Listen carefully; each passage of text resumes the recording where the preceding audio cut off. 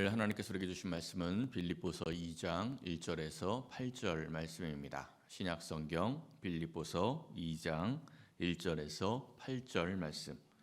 하나님의 말씀 봉독하여 드릴 때 하나님의 음성을 경청하십시오. 그러므로 그리스도 안에 무슨 권면이나 사랑의 무슨 위로나 성령의 무슨 교제나 긍휼이나 자비가 있거든 마음을 같이하여 같은 사랑을 가지고 뜻을 합하며 한 마음을 품어 아무 일에든지 다툼이나 허용으로 하지 말고 오직 겸손한 마음으로 각각 자기보다 남을 낮게 여기고 각각 자기 일을 돌볼 뿐더러 또한 각각 다른 사람들의 일을 돌보아 나의 기쁨을 충만하게 하라. 너희 안에 이 마음을 품으라. 곧 그리스도 예수의 마음이니 그는 근본 하나님의 본체시나 하나님과 동등됨을 취할 것으로 여기지 아니하시고 오히려 자기를 비워 종의 형체를 가지사 사람들과 같이 되셨고 사람의 모양으로 나타나사 자기를 낮추시고 죽기까지 복종하셨으니 곧 십자가에 죽으심이라. 아멘. 인류학에서 인간을 호칭하는 별명이 참 많이 있습니다. 대표적인 호칭이 호모 사피엔스죠. 생각하는 인간이라는 뜻입니다. 요즘 사람들 뭐라고 부르는지 혹시 아십니까? 호모 모빌리쿠스 이렇게 부릅니다. 스마트폰이 생활화된 사람, 핸드폰 없이는 못 사는 사람, 이런 의미예요. 역사적으로 이제 이 사람을 호칭하는 여러 가지 호칭들이 있는데 제가 몇 가지 별명을 한번 소개해 드릴게요. 호모 파베르, 이 도구적 인간, 도구를 만드는 인간이라는 거죠. 호모 에스페란스, 희망하는 인간, 심리학자 에릭 프롬이 만든 유명한 말입니다. 호모 커뮤니쿠스, 소통하는 인간. 호모 루덴스, 놀이하는 인간. 놀이하는 인간은 이제 네덜란드의 문화사학자 요한 하이징하, 유명한 사람이죠. 이 사람이 만든 말인데 문화가 놀이를 만드는 게 아니고 놀이가 문화를 만든다. 이거는 이제 인류 문화사적으로 굉장히 중요한 그런 표현이죠. 또 호모 데멘스, 광기의 인간인데 이 프랑스의 사회학자 에드가 모랭이 인간의 광기가 이 사회를 지배한다, 이런 이야기를 하면서 했습니다. 호모 데우스는 사피엔스라는 그 유발 하라리, 이스라엘 예루살렘의 그 역사학자죠. 이스라엘의 역사학자 유발 하라리가 사피엔스 후속작으로 쓴 책 제목이 호모 데우스입니다. 인간이 인간의 기술로 영생을 꿈꾸고 결국에는 신이 되고자 한다, 이런 이야기를 할 때 이 호모 데우스라는 말을 했습니다. 뭐 이런 여러 가지 별명들은 사람을 어떤 관점으로 보느냐, 인간을 어떤 관점으로 보느냐에 따라서 이 호칭이 달라지는 겁니다. 그러면 성경은 이 사람을 어떤 관점으로 볼까요? 이 성경이 보는 인간의 가장 기본적인 관점이 무엇입니까? 창세기에 기록이 되어 있죠. 창세기 1장 27절에서 28절을 보면 이렇게 말씀을 합니다. 하나님의 형상으로 창조된 존재. 그러니까 성경이 말하는 인간과는 하나님의 형상으로 창조된 존재라는 거예요. 하나님의 형상으로 창조되어서 하나님의 복을 받아서 생육하고 번성하여 땅에 충만하고 땅을 정복하고 다스리는 존재. 그게 바로 인간이다라고 성경은 말씀을 합니다. 근데 중요한 것은 인간이 하나님의 형상하고 똑같은 것은 아닙니다. 하나님의 형상이 하나님 자체는 아닙니다. 그러니까 하나님과 똑같이 만들어진 게 아니고 하나님의 형상으로 창조가 되었다라는 거예요. 장갑을 생각해 보시면 좋을 것 같습니다. 장갑은 손의 형상으로 만들어졌죠. 근데 이 장갑이 아무리 좋고 아무리 비싸더라도 그 장갑 안에 손이 들어가지 않으면, 이 본체인 손이 들어가지 않으면 그 장갑은 아무것도 아닙니다. 그냥 천조가리, 가죽조가리죠. 본체인 손이 그 형상으로 들어가야 장갑이 드디어 비로소 그 본래의 목적대로 쓰임을 받는 겁니다. 인간도 마찬가지죠. 인간은 하나님의 형상으로 창조되었기 때문에 그 형상 안에 그 본체인 하나님이 들어가야 이제 그 본체대로, 원래 이 창조된 그 목적대로 쓰임을 받게 되는 겁니다. 본래 창조된 목적이 뭐라고요? 생육하고 땅에 번성하고 충만하고 땅을 다스리는 그러한 복이 있는 존재죠. 우리 안에 하나님이 들어올 때 그 일을 감당할 수 있게 된다라는 말씀입니다. 우리 예수님의 말씀을 한번 보세요. 예수님께서 요한복음 15장에서 이렇게 말씀을 하십니다. 내가 그 안에 거하면 사람이 열매를 많이 맺는다. 내 말이 너희 안에 거하면 무엇이든지 원하는 대로 구하라. 그리하면 이루리라. 어떻게 이런 일들이 일어납니까? 하나님의 형상인 우리에게 하나님의 본체이신 예수님이 들어오니까 그러니까 열매를 많이 맺고 구하는 대로 이루어지는 그러한 능력 있는 신앙인이 될 수가 있다라는 겁니다. 오늘 본문 5절을 보면 이런 말씀이 나오죠. 너희 안에 이 마음을 품으라. 어떤 마음을 품으라고 이야기합니까? 그리스도 예수의 마음. 그러니까 하나님의 형상인 우리에게 예수의 마음이 들어올 때 우리에게서 예수의 능력이 나타나기 때문에 이 마음을 품으라 말씀하고 있습니다. 사랑하는 성도 여러분, 오늘 이 말씀을 상고하면서 예수의 마음을 품고 하나님의 형상을 회복하여 생육하고 번성하며 땅을 다스리는 풍성한 복을 누리시기를 예수님의 이름으로 간절히 축원합니다. 첫째는 마땅히 행할 것을 행하는 자가 되어야 합니다. 오늘 본문 1절 보세요. 1절 맨 마지막 단어가 있거든이죠. 있거든. 뭐가 있거든 이렇게 끝이 나요. 이 있거든이라고 번역된 단어가 바로 이 에이티스라는 단어입니다. 만일 누구든지 뭐뭐이면 이런 뜻이에요. 근데 이 있거든이라는 단어가 우리 성경에는 맨 마지막에 딱 한 번 나오는데 헬라어 성경을 보면은 이 에이티스라는 이 단어가 4번 반복해서 나옵니다. 1절이 짧잖아요. 이 짧은 구절에 이 에이티스 있거든이 4번 반복하면서 굉장히 강조를 하고 있어요. 근데 문법적으로 보면 있거든 만일 뭐뭐이면 이것은 이제 조건문이죠. 사실 이 조건문은 그렇게 강조하는 표현은 아닌데 여기서는 아주 강조하는 표현으로 사용을 하고 있습니다. 만일 뭐뭐 하면 이게 없으면 할 수 없고 만일 있으면 이렇게 이런 조건문이 아니라 오히려 더 강조하는 그런 강조문이라는 거예요. 이렇게 생각을 해보면 좋을 것 같아요. 요즘 이제 무인 가게 많이 있지 않습니까? 무인 가게 입구에 이런 말이 써 있다고 한번 생각을 해보세요.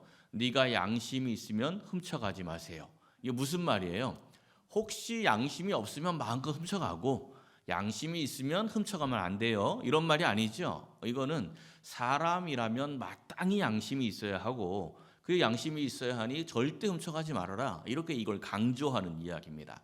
그러니까 오늘 본문 1절이 그런 이야기예요. 성도라면 마땅히 이게 있어야 하고 마땅히 이걸 행해야 된다. 이런 이야기를 하는 겁니다. 자, 첫 번째가 뭐였어요? 그리스도 안에 무슨 권면이었죠. 권면이 있어야 한다라고 이야기합니다. 이 권면으로 번역된 단어가 이 단어예요. 파라클레시스라는 단어인데 뜻이 굉장히 다양하죠. 가까이 부름으로 시작을 해요. 가까이 부름인데 격려, 권면, 간청, 위안, 위로 여러 가지 뜻을 함께 갖습니다. 이 단어하고 비슷한 비슷한 느낌의 영어 단어가 뭐냐면 common이에요. common 뜻이 뭐예요? 어서 와 이런 뜻이죠. 근데 이 common이라는 이 영 단어가 굉장히 다양하게 쓰입니다.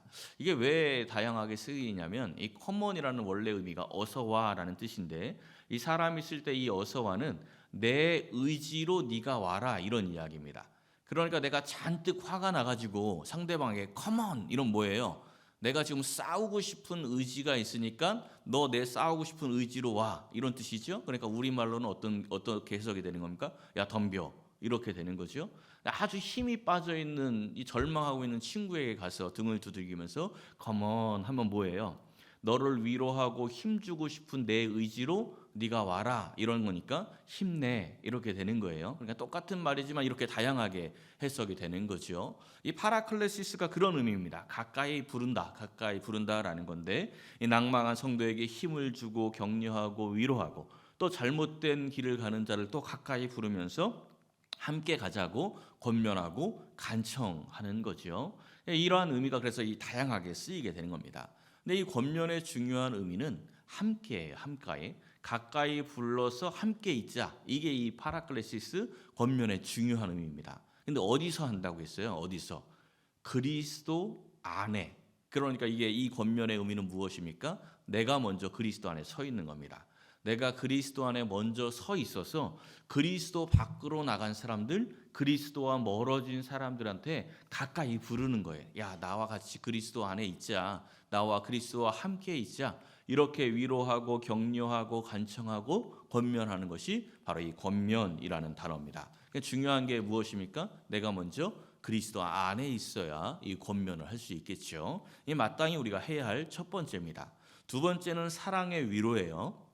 권면에서 위로가 의미하는 것은 좀 올바른 길로 이끌면서 하는 위로라면 이 사랑의 위로, 이 사랑은 이제 아가페입니다. 무조건적으로 이 사람이 잘못을 했어도 무조건적으로 사랑해주고 포용하면서 위로해주는 이러한 사랑의 위로가 우리에게 있어야 한다라는 겁니다. 세 번째는 성령의 교제가 있어야 해요. 이 성령의 교제는 우리 성도들이 하나님께 복을 받는 아주 중요한 축복의 통로가 됩니다. 우리가 예배 마지막에 설교 다 끝나고 이제 예배 끝을 낼 때 마지막에 축도를 하지 않습니까? 이 축도의 또 다른 원래 정식 명칭은 강복선언이에요. 축도의 예배학에서 정식 명칭이 강복선언. 그냥 무슨 이야기냐면 성도들에게 복이 내리기를 선언해 주는 게 이 축도거든요. 축도할 때 뭘 축복을 합니까? 이 축도에 쓰이는 성경 구절이 고린도후서 13장 13절인데 한번 보세요. 세 가지가 나오죠. 첫 번째, 주 예수 그리스도의 은혜, 하나님의 사랑, 성령의 교통하심. 이 세 가지를 강복선언 때 하는 이유가 뭐냐면 이 세 가지를 통해서 성도가 축복을 받는 거예요. 우리가 생각하는 그러니까 우리가 이 세상에서 받는 그러한 축복이 이 세 가지를 통해서 임하기 때문에 예배 마지막에 강복선언할 때 이 세 가지를 이야기를 하는 거죠. 근데 이 성령의 교통하심, 이게 이 헬라어가 오늘 본문에 나오는 성령의 교제, 이거와 같은 단어입니다. 똑같은 단어예요. 같은 말이에요. 그러니까 이 성령의 교제는 우리가 축복을 받는 중요한 통로라는 것을 알 수가 있죠.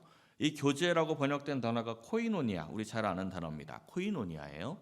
근데 이 코이노니아의 첫 번째 뜻이 뭐냐면 참여예요. 참여. 그러니까 성령의 교통하심, 또 오늘 본문에 나오는 성령의 교제, 이 중요한 축복의 통로, 그 첫 번째 방법이 뭐냐면 참여하는 것이다라는 겁니다. 어디에 참여할까요? 예배에 참여하고, 교회의 사역에 참여를 하고, 교회에서 성경대학을 하면 성경대학에 참여를 하고, 봉사하면 봉사에 참여를 하고, 함께 밥을 먹으면 함께 밥을 먹는 데 참여하고, 이러한 모든 참여들이 우리가 복을 받는 그 성령의 교통하심, 성령의 교제다라는 겁니다. 이 교회 안에 이 성령의 교제가 있어야 한다. 이 복을 부어주는 이 통로 안에 서 있어야 한다라고 말씀을 해주고 있습니다. 그리고 마지막으로 있어야 할 것이 긍휼이나 자비입니다. 다른 사람을 불쌍히 여기는 마음이죠. 이 긍휼의 마음, 이 긍휼과 자비의 마음이 하나님의 중요한 속성입니다. 그래서 하나님의 형상을 닮은, 하나님의 형상을 찾아가는 그 가장 중요한 통로가 바로 이 긍휼이나 자비의 마음이에요. 인간을 원래 창조의 목적답게 만드는 그게 바로 긍휼의 마음이라는 거죠. 인류학자도 이와 비슷한 이야기를 합니다. 그들이 신앙으로 이야기한 건지 아닌지는 잘 모르겠지만 인류학자 마가렛 미드라는 유명한 사람이 있는데 이 마가렛 미드와 관련한 유명한 에피소드가 있습니다. 한 학생이 이 인류학자에게 그런 질문을 했어요. 인류 문명의 첫 번째 증거가 무엇입니까? 이렇게 질문을 했어요. 그러니까 이 학생이 생각했던 대답은 뭐냐면 뭐 빗살무늬 토기가 만들어졌을 때다, 아니면 뭐 낚싯바늘이 만들어졌을 때다, 이 도구가 만들어졌을 때 인류 문명이 시작됐다, 이런 걸 기대하면서 물어봤는데 이 미드가 무슨 이야기를 했냐면 치유된 대퇴골이다, 이렇게 이야기를 했어요. 대퇴골이 뭐냐면 우리 허벅지 뼈 있지요. 그러니까 우리 사람에게 있는 뼈 중에서 제일 큰 뼈예요. 이 대퇴골이 치유가 되려면 최소한 한 6주 정도 걸린다고 합니다. 근데 이 동물의 세계에서는 다리가 부러진 동물은 살아남을 수가 없어요. 왜냐하면 스스로 먹이를 구하러 갈 수도 없지요. 물을 마실 수도 없습니다. 또 적이 찾아와도, 천적이 찾아와도 도망칠 수도 없어요. 그러니까 다리가 부러진 동물은 그냥 그 동물의 세계에서는 고깃덩이입니다. 그냥 천적의 먹잇감이지 이 다리가, 이 부러진 다리가 다시 회복이 될 때까지 살아남을 수조차 없는 겁니다. 근데 인간의 뼈의 흔적에 이 치유된 대퇴골이 있다라는 것은 사람이 누군가를 긍휼히 여기고 불쌍히 여겨서 그 사람을 보호하고 또 이 사람의 뼈가 다 닳도록, 이 치유가 될 때까지 먹을 것을 가져다 주고 지켜주고 보호했기 때문에 이 치유된 대퇴골이 발견되기 시작했다, 이 이야기를 한 겁니다. 그래서 이 문명의 가장 첫 증거, 이 미드가 이렇게 결론을 내리는 거예요. 문명의 첫 증거는 도구가 아니라 긍휼의 마음입니다, 이렇게 이야기를 했어요. 그러니까 똑같죠. 세상에 보는 눈도 똑같은 겁니다. 사람이 사람다워지려면 긍휼이 있어야 한다, 긍휼의 마음이 있어야 한다, 이것을 이야기하는 겁니다. 자, 다시 한번 1절을 보면서 정리해 보겠습니다. 우리 성도에게 마땅히 있어야 할 네 가지가 나오죠. 그리스도 안에서의 권면, 사랑의 위로, 성령의 교제, 긍휼이나 자비. 사랑하는 성도 여러분, 이 네 가지는 성도가 품어야 할 이 예수님의 마음임을 기억하고 반드시 행하며 살아가시기를 예수님의 이름으로 간절히 축원합니다. 두 번째는 하나가 되어야 합니다. 이제 본문 2절을 보면 마음을 같이 같은 사랑 뜻을 합하며 한 마음을 품어, 이 비슷한 말씀이 또 역시 4번 반복해서 나오죠. 마음과 사랑과 뜻과 생각이 하나가 되어야 한다라고 말씀을 하고 있습니다. 하나님께서 사람을 창조하시고 제일 먼저 내린 첫 번째 명령이 뭐예요? 생육하고 번성하여 땅에 충만하라. 이 육적인 명령이라고 볼 수 있습니다. 두 번째 내린 명령은 뭡니까? 선악을 알게 하는 열매 먹지 말라. 이건 영적인 명령이죠. 그리고 세 번째 내린 명령은 관계의 명령입니다. 세 번째 내린 명령이 바로 이 말씀이에요. 둘이 한 몸을 이룰지로다. 하나가 되어라. 이게 하나님이 내리신 세 번째 명령입니다. 가장 기본적인 명령을 받은 이후에 제일 중요한 것이 우리가 하나가 되는 것이다 라는 겁니다. 이 말씀이 성경에서 다양한 표현으로 여러 곳에서 반복되어서 말씀하고 있지요. 그 가운데 레위기 24장에 있는 말씀을 한번 보세요. 이 말씀은 이제 탈리온법이라고 부릅니다. 복수의 법이다 이렇게 불리죠. 지금 중동 지방에서도 이걸 가지고 복수를 많이 하지 않습니까?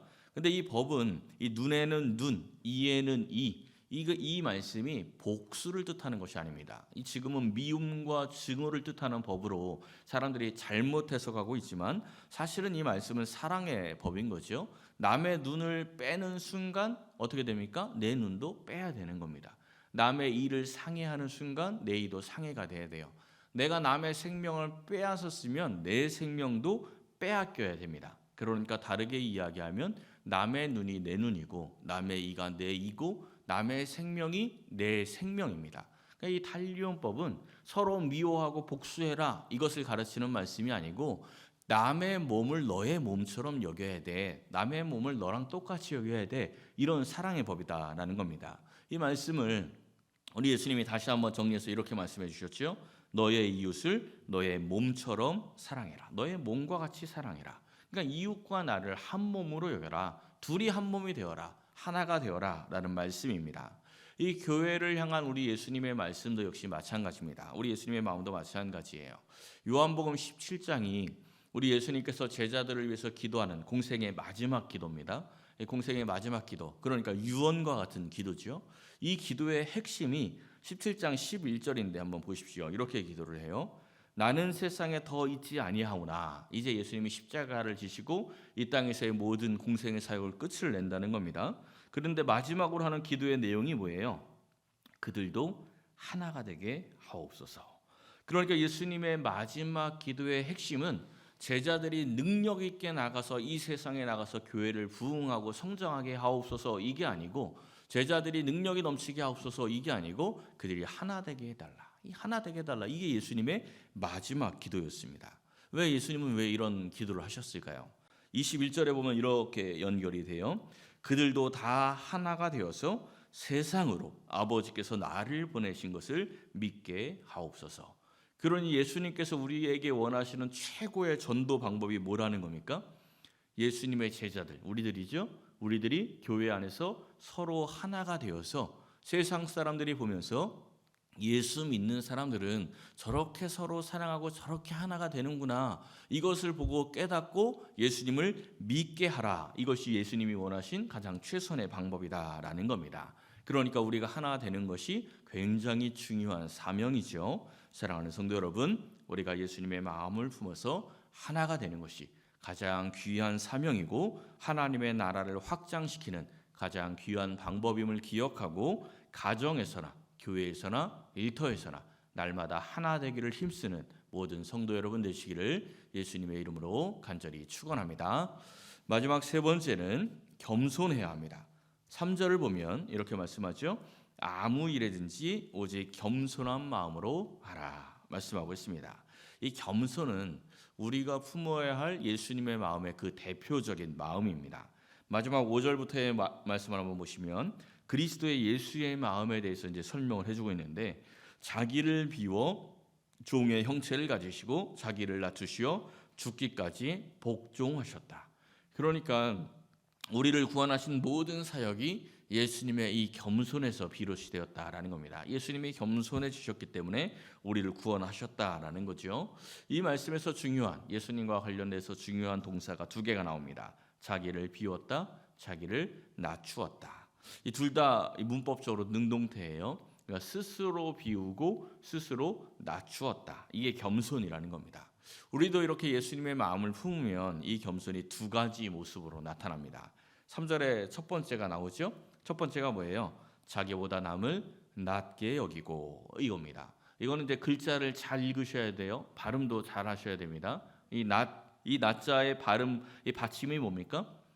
시옷이죠. 지읒이 아닙니다. 지읒으로 읽으시는 분들이 가끔 있어요. 그러니까 나보다 낮게 여기는 게 아니고 나보다 낮게, 높게 여겨야 한다라는 것입니다. 여기서 이제 여기고라고 번역된 단어가 헤게오마이라는 단어예요. 이 단어가 이제 이 단어에서 나온 그 영어가 뭐냐면 헤게모니, 그 패권주의, 이런 주도를 잡는, 그 주도권을 잡는 그 패권주의를 이야기하는 헤게모니가 여기서 나왔는데, 지도하다, 생각하다, 간주하다, 상상하다, 이런 뜻이 있어요. 그러니까 자기보다 남을 낮게 여기라라는 이 말씀은 그 사람이 정말 나보다 더 나은지, 나보다 부족한지 이런 거 생각하고 따지지 말고 그냥 무조건, 그러니까 객관적으로 누가 더 잘났냐 이거 따지지 말고 그냥 주관적으로, 자기 주관적으로 저 사람은 나보다 더 잘났어, 더 높아, 더 나아, 이렇게 생각하라, 이 결정을 하라는 겁니다. 그 마음, 그 겸손의 마음이 나를 헤게오마이, 나를 주도하게 해라, 이게 바로 이 말씀이에요. 그러니까 상대방의 어떤 모습을 따지지 말고 무조건 그를 더 높게 여겨라 라는 거죠. 이 말씀은 스스로를 비하하라는 게 아닙니다. 그냥 자기는 자기 위치에 그대로 있는 겁니다. 상대방을 높일 뿐이죠. 유교적인 겸손은 자기를 이렇게 자꾸 이제 깎아내리는 걸 유교적인 겸손이죠. 그래서 우리도 그런 습성이 있어요. 자기를 자꾸 깎아내리면서 겸손을 표현하려고 할 때가 많이 있습니다. 전혀 자기의 마음은 그렇지 않은데 그렇게 표현할 때가 많이 있지요. 예를 들어 이제 이런 거예요. 앞에 나가서 자기를 소개하는데 제가 많이 부족합니다, 이렇게 소개할 때가 있지 않습니까? 제가 많이 부족합니다 이러는데 앞에 어떤 사람이 앉아 있다가 당신 많이 부족한 거 나도 알아요, 이러면 기분이 어떨까요? 이 사람은 나를 잘하는구나, 이런 마음이 들까요? 아니면 기분이 확 상할까요? 이건 확 상하겠죠. 이런 겸손은 진짜 겸손은 아닙니다. 그냥 유교적인 겸손이죠. 예수님이 말씀하시는 겸손은 자기를 비우는 겁니다. 자기를 비워야 다른 사람을 높일 수가 있어요. 자기를 완전히 비우고 다른 사람을 높이는 이러한 겸손이 진짜 겸손이다라는 것을 우리가 알아야 합니다. 두 번째는 4절에 나오는데, 4절을 보니까 이 4절은 조금 번역이 굉장히 아쉬운 부분입니다. 각각 자기 일을 돌볼 뿐더러 또한 각각 다른 사람의 일을 돌보라. 그러니까 자기 일을 돌보고, 먼저 자기 일 돌보고 다른 사람을 돌보라, 이렇게 보이는데 이게 원래 원어의 의미는 이런 의미는 아닙니다. 새 번역이 조금 더 비슷한데, 자기 일만 돌보지 말고 서로 다른 사람의 일도 돌보아 주십시오, 이렇게 번역이 됐어요. 근데 이것도 사실 원어보다는 약합니다. 원래 원어대로 그대로 번역을 직역을 하면 이렇게 번역이 돼요. 너희 각각은 너희 자신의 것들을 주시하지 말고 도리어 각각 다른 사람들의 것을 주시하라. 그냥 겸손이 뭐냐면 내 일을 보는 게 아니고 남의 일을 보는 게 겸손이다, 이런 이야기입니다. 그러니까 우리가 예수님의 마음을 품고 겸손해지면 내가 좋아하는 것, 내 관심사, 내가 맞다고 생각하는 것, 이것만 바라보는 게 아니고 상대방이 좋아하는 것, 상대방의 관심사, 상대방이 맞다고 생각하는 것을 주시하게 됩니다. 그런 겸손한 사람은 나한테 다른 사람들을 맞추는 게 아니고 내가 다른 사람한테 맞추어 주죠. 왜냐하면 내 것에 관심이 있는 게 아니라 상대방에게 관심이 있으니까 그 상대방에게 맞추어 주는 거예요. 이게 겸손이다라는 겁니다. 우리가 이렇게 예수님의 마음을 품어서 겸손해져서 다른 사람을 나보다 이렇게 낮게 여겨주고 또 다른 사람의 일을 돌보아주는 사람이 되면 어떤 은혜가 있습니까? 야고보서 4장 6절에 이렇게 말씀합니다. 더욱 큰 은혜를 주신다. 이 겸손한 자에게 하나님께서 더욱 큰 은혜를 주신다라고 말씀하고 있습니다.